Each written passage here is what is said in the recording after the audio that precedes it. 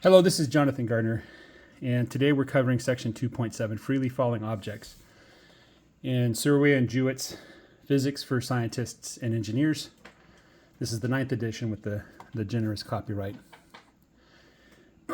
So in this section, he starts off talking about the theory of falling objects. Before Galileo's time, he was born in 1564, he died in 1642.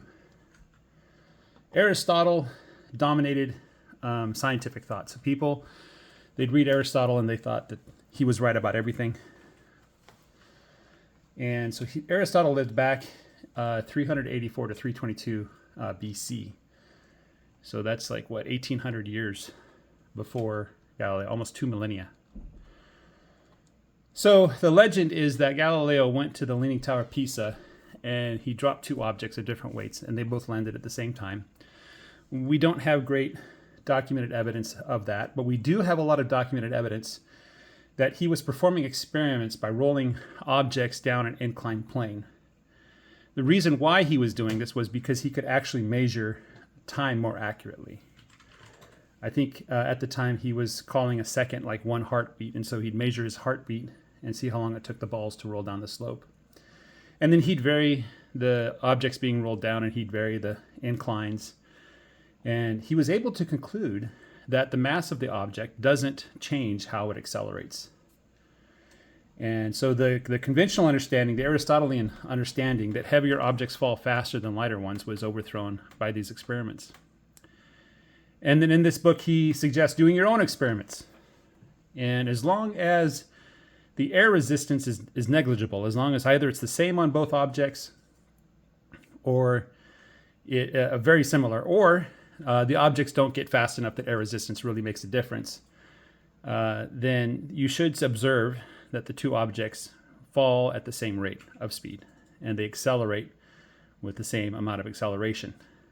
When you account for air resistance and other things that might be going on, then you're no longer in free fall motion, you're in a different sort of motion. So free fall is when an object is only under the constraints of gravity, no air resistance, nothing else is happening to it. Okay. One of the misconceptions we have about free fall motion is that it only happens if you drop an object from rest. So you're holding it in your hand or something and you push a button or you let go and it falls. That's one instance of free falling objects, but any instance of an object only subject to the effects of gravity is a free falling object. So if we throw a baseball into the air, okay, and neglect to account for air resistance, the moment the ball leaves our hand, it is in free fall, even though it's not really falling, it's going up, right? And all kinds of other motions that we consider as free falling, even though it's not like we just let it go over our hand. It might have initial velocity in one or the other directions, okay? The acceleration due to gravity, we're going to use a symbol G. And G is near the surface of the Earth. It's 9.8 meters per second squared. Okay, some people use 9.81. We're going to use 9.80 actually. He uses 9.80. I guess there's been subsequent experimentation and analysis since I took physics 20 years ago, and now we know that it's 9.80 and not 9.81. So this is the value of G. A lot of people think G is negative because they consider Y, the vertical axis, always pointing up. And if the axis is pointing up, then the acceleration due to gravity in a free fall situation is minus G, which is minus 9.80 meters per second squared. But G itself is 9.80 meters per second squared. It is a positive value. Okay. Now, depending on how accurate you want it to be, you could say that this is about 10 meters per second squared to one significant figure. And if you use 10 for a lot of calculations, you'll get accurate enough results. Okay. Another point of confusion is sometimes people see G when it's grams and they think, oh, that's the constant of gravity. Just keep those two things separate. They're not the same thing. Okay, it's a little bit confusing. Sorry about that. Another pitfall prevention. Pitfall prevention 2.8. It says, some people think that when you throw an object in the air and it goes up and then it comes down. At some point when it's going through the air, it has zero velocity because it's no longer going up or down. It's just hanging in the air for a moment of time. And some people think that during that time when it's hanging in the air, that instant of time, that the acceleration is also zero. This is not true. Okay, you can have an acceleration on an object with no velocity. Okay. All right. Quick quiz 2.7. Consider the following choices. We have increases, decreases, increases and then decreases, decreases and then increases, or remains the same.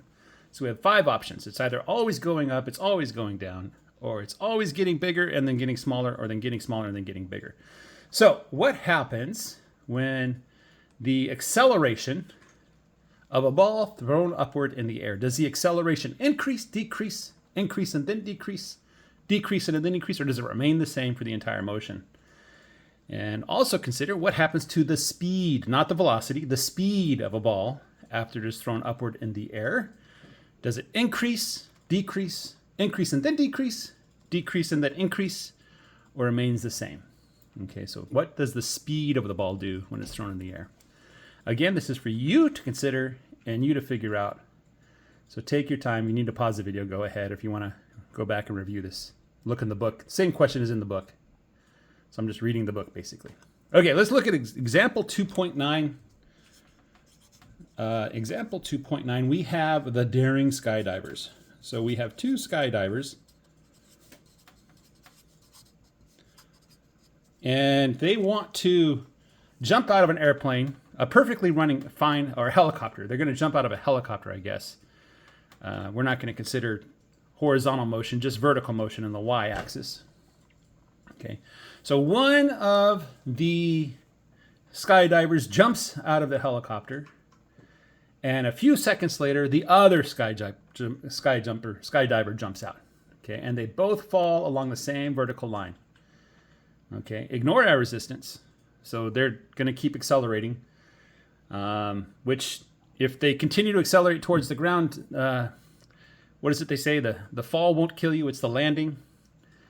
So obviously at some point we're going to have to consider air resistance. They're going to deploy their parachutes, hopefully, successfully, and that will help them to slow down before they hit the ground, right? I could say deceleration, but that's kind of the wrong word. They're going to get acceleration opposite towards their velocity, so that their velocity decreases in magnitude or their speed decreases, so that when they hit the ground, it's not going to kill them, right? Okay, so ignoring air resistance. So that first part of the fall, when they're just jumping out of the airplane and there's no air resistance, we're just going to consider there's no air resistance, right?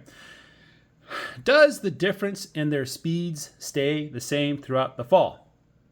Okay, so does the difference in their speeds, so let's say speed 1 versus speed 2, okay? So does the difference, let's say speed 1 minus speed 2, stay the same? That's what difference means, is it means you're subtracting one quantity from the other. And the second part is the vertical distance. So we're going to have y1 versus y2. Does y1 minus y2 stay the same?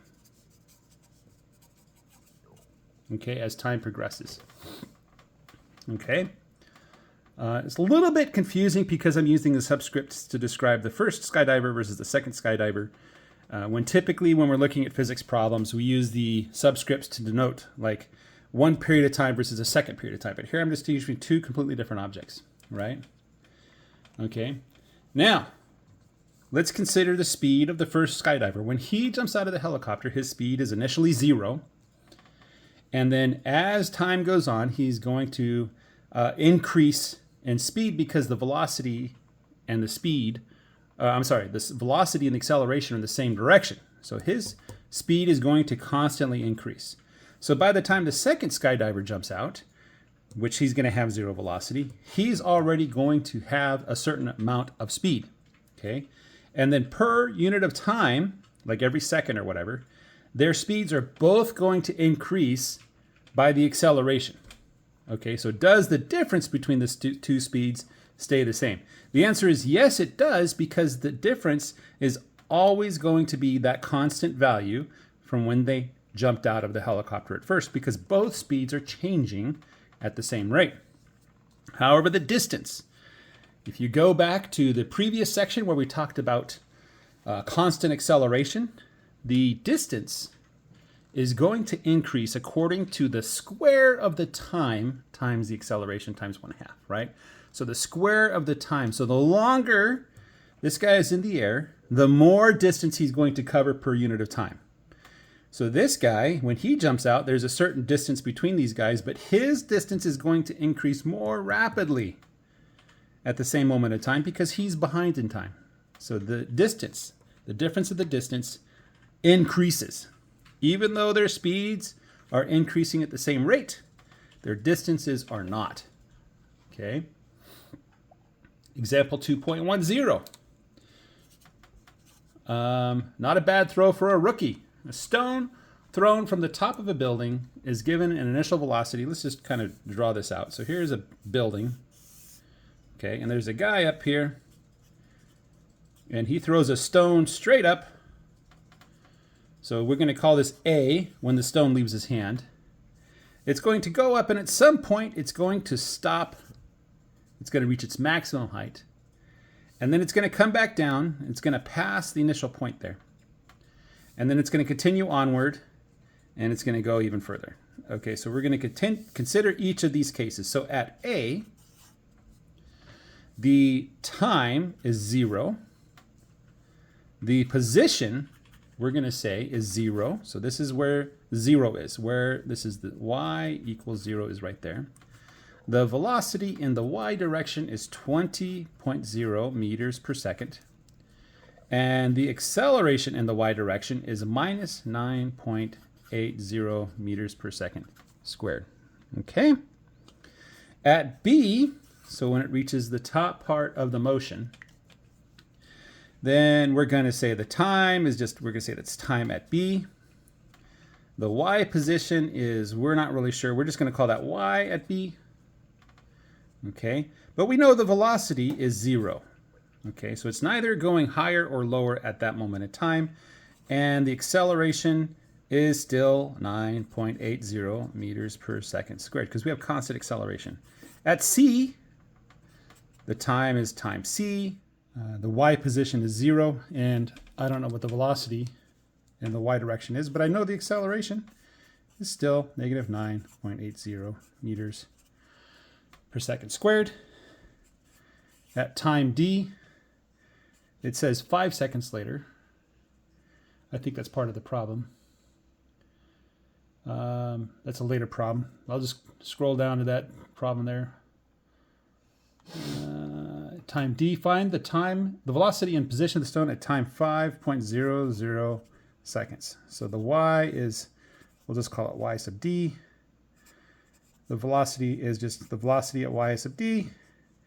And the acceleration in the y direction is still negative 9.8 meters per second squared. And at problem E, I think E is part of the what if. I don't know. Why do they use E? I'm looking for where they use E. I don't see it. We'll get to it later if it comes up. Okay, question A. Okay, question A. This is part of 2.10. Question A is using time A equals 0, so TA is 0. That's what we have here.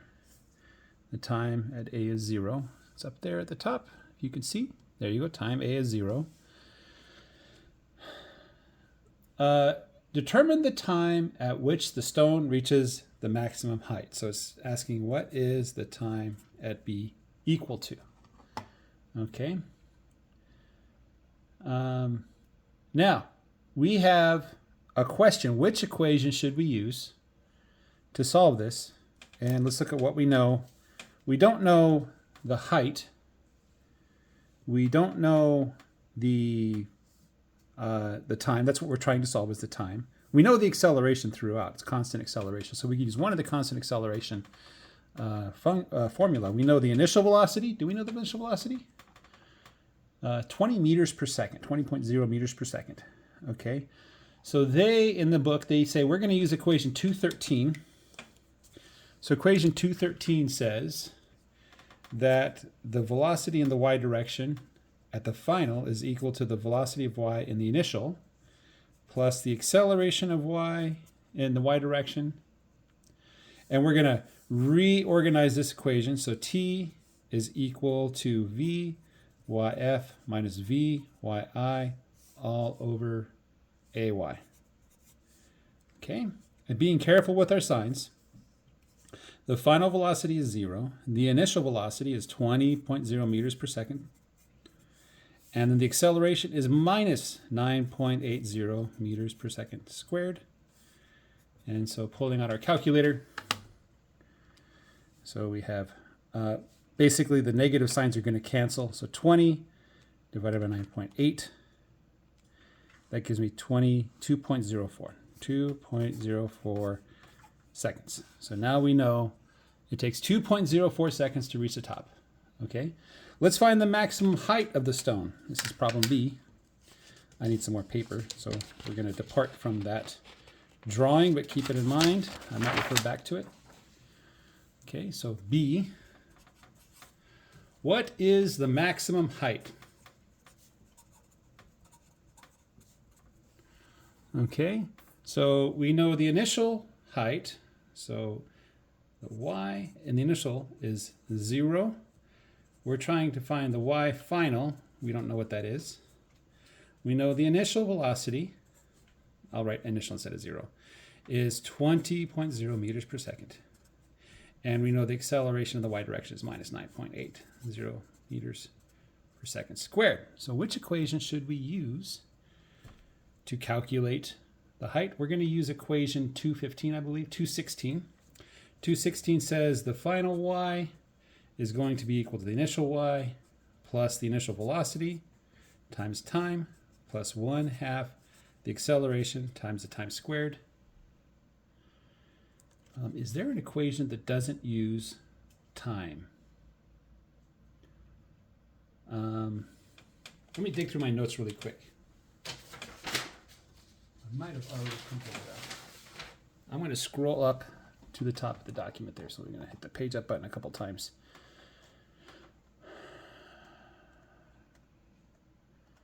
They're using an equation that uses time. They're plugging in the time. Okay, so we have final. It's ax, bx. Okay, no, we actually have an equation we can use. We can use y final is equal to the y initial plus 1/2 the velocity of y initial plus the velocity of y final times the time. That one uses time. We can't use that equation. Oh, we do have this equation. We have the velocity in the y direction final squared. This is equation 217 equals the velocity in the y direction initial squared plus twice the acceleration in the y direction times the y final minus the y initial. Okay, and so we can solve for the y final using this equation. I'm going to do that instead of what they do in the book. So let's rewrite some terms here. So we have v yf squared minus v yi squared divided by 2ay. That's going to be the y final minus the y initial. Well, y initial is just 0, so we can drop that term. So we have the y final is equal to the final velocity, which is 0 squared, minus the initial velocity, that's 20.0 meters per second squared, divided by twice the acceleration, minus 9.80 meters per second squared.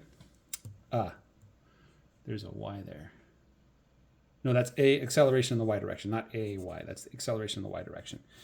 And so using our calculator again, so we're going to have two minus signs, one on top, one on bottom. They're going to cancel. So 20 times 20 divided by 2 and divide that by 9.8. That gives us 20.4 meters. Okay, and let's double check that that's what we got using the other direction. They got 20.4 as well, except they plugged in the time. Okay, I didn't use the time. I used this other equation that doesn't rely on the time. C. Part C of this question. Part C says determine the velocity of the stone when it returns to the height from which it was thrown. So we're going to consider what the velocity is at this point. So it flies up and it flies down. Okay. And by symmetry, we can just say it's going to have the same velocity in the opposite direction. I don't want to argue that direction very much. We have the time when it was thrown, or let's see, we want the final velocity. So we can use this equation here. So we're going to use the velocity in the y direction final squared equals the velocity in the y direction initial squared plus twice the acceleration in the y direction times the y final minus the y initial. Well, the y final is 0, the y initial is 0, so this it just says the two velocities are equal to each other by the square. Okay, so by observation, obviously the ball's not traveling up in the final position, so we're going to say the velocity in the final direction is minus 20.0 meters per second, because we know it's traveling in the downward direction. And what they do for their solution is they use the same equation. Yeah, they say it's a square root, and they take the negative root because obviously it's traveling down at that point. D, find the velocity and position at time t equals 5.00 seconds. We need the velocity and the position. Okay, so which equation should we use for this one?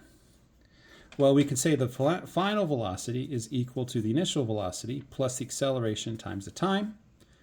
And so we can plug that all in. So the initial velocity is 20.0 meters plus, what is it, minus 9.80 meters per second squared times 5.00 seconds. And so pulling out our calculator again, so we have 9.8 times 5. That gives us 49 exactly. Make that negative. We can add 20 to that, and that gives us minus 29.0 meters per second. Okay, that's pretty easy. The final position is also equal to the initial position plus the initial velocity times the time plus 1/2 the acceleration times the time squared. The initial position is 0. The initial velocity is 20.0 meters per second. And we're doing 5.00 seconds. And then we add 1/2 times minus 9.80 meters per second squared times 5.00 seconds. So this is going to be 20 times 5 equals 100 meters plus, we have 0.5 times 9.8 times 5. It's a minus because there's a minus sign in there. Minus 24.5 meters. Okay. And this one, so these are 3 significant figures. So that one's 3 significant figures. This one is also 3 significant figures. However, if you notice, this is plus or minus 1 meter. This is plus or minus 0.1 meters. And so we're going to add 10 and 24.5, but round down to the even. And the answer is 124 meters. That is not correct. What did I do wrong? Time squared. There we go. So that is not correct. So it's 9.8 times 0.5 times 5 times 5. And so this is minus 122 meters. Okay. I'm rounding down because we're at 0.5 and we stay on the even. So 100 minus 122, that is going to give us minus 22 meters is the answer there. He said 22.5. Yeah, you can do 22.5. It might be considered correct because you're rounding at the very last step. But I disagree, and I'm open to suggestions about why I'm wrong about this. In my mind, there's 2 quantities that we've generated here. There's 3 quantities actually. And each of them has their own significant figures. And when you add them, you have to add them according to the rules of significant figures, which is not that you keep the number of significant figures, but you only keep the least significant digit. Okay. So in this case, the least significant digit is the ones place. So we're going to keep the ones place. So that is my conclusion there. Okay. And then there's a what if. What if the throw were from 30 meters above the ground instead of 50 meters? Which answers in part A to D would change? And the answer is nothing. The change in the elevation is going to be the same. The change in speed is going to be the same. Okay. And because by point D, where it's like 5 seconds have passed, we have not yet hit the ground because the building is 33 meters tall. It's still not going to hit the ground if the building is 50 meters tall. Now, if the building was 20 meters tall, then it would hit the ground, and so we wouldn't have the free fall motion that we expect to have. Guys, thanks for watching. Be sure to join the Discord. Hopefully this isn't that challenging. This is just taking previous sections and putting a number in for the acceleration. And we're applying it to a particular kind of situation that arises quite often. And hopefully this isn't one of those sections that is very confusing. But at the same time, maybe covering the section helps you understand previous sections. If you're confused on anything, now is a good time to stop, take a breath, think hard about what's confusing, and try to figure out a solution to those confusions. At this time also is a good time to start solving some of the problems if you haven't already. Go to the problem section. Start pulling up problems to start trying to solve them. If you're able to solve them fairly easily, if the answers are pretty simple and they're pretty clear, you're probably doing it right. If that's not the case, then you probably need some help. You can reach out on Discord. And hopefully you guys have a great day. Take care. Bye-bye.